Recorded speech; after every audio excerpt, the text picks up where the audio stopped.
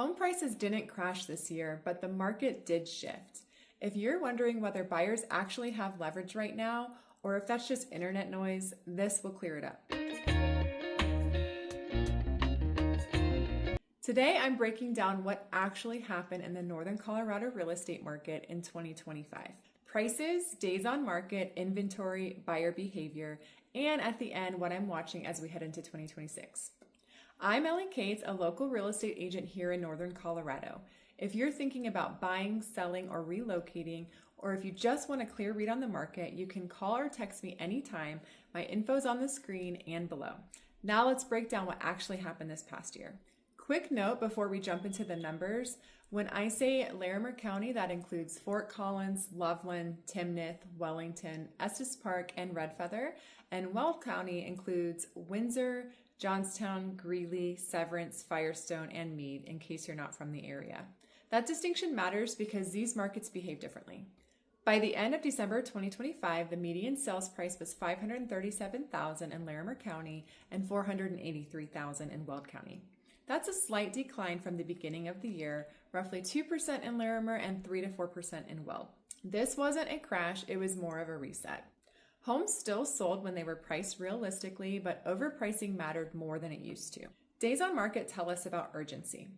At the beginning of the year, homes were selling in the high 60-day range. In the spring, particularly in May, we saw the fastest pace of the year, around 45 days in Larimer and 43 in Weld. By December, days on market crept back up about 69 days in Larimer and 64 in Weld.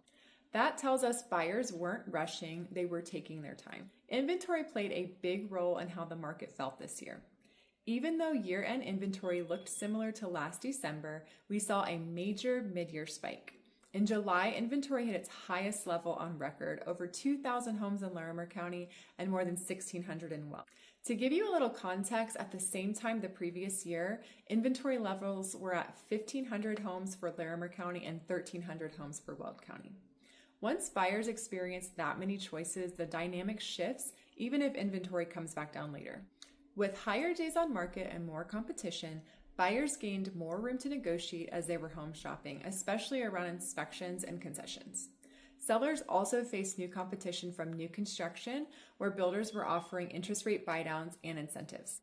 The homes that stood out were the ones that were priced right, prepared well, and positioned strategically. Interest rates were the backdrop to everything. We started 2025 around 7%, and by the end of the year, rates had settled into the low 6% range after several Federal Reserve cuts. That didn't create a frenzy, but it did bring more qualified buyers back into the market. One of the biggest shifts I saw this year was psychological. Buyers weren't driven by fear of missing out anymore. They were focused on value. They compared homes, questioned pricing, and felt comfortable walking away. According to national housing data and buyer sentiment surveys, buyers across the country became more price sensitive and less reactive, and that absolutely showed up locally. As we move toward 2026, the overall tone I'm seeing is cautious optimism. Buyers in Colorado are negotiating more, about 5 to 6% below list price on average statewide, while here in Larimer and Weld counties, buyers are landing homes at an average of about 3% below list price. All things considered, Northern Colorado remains a highly desirable place to live, and with a more diversified local economy, the market hasn't overcorrected the way we've seen in some other cities. Looking ahead, most housing experts expect gradual price growth, not dramatic swings. National projections generally land in the 1 to 2% range, with stronger performance in the markets that have solid local economies and strong lifestyle appeal. So is the market crashing? Based on current data, that looks unlikely. Inventory has improved, homeowners are largely equity rich, and many are in a very strong financial position. That tends to create stability even in slower markets. At the end of the day, the best time to buy or sell is still personal, when the numbers make sense and the home fits your life. If you want to stay informed as this market continues to evolve, make sure you're subscribed.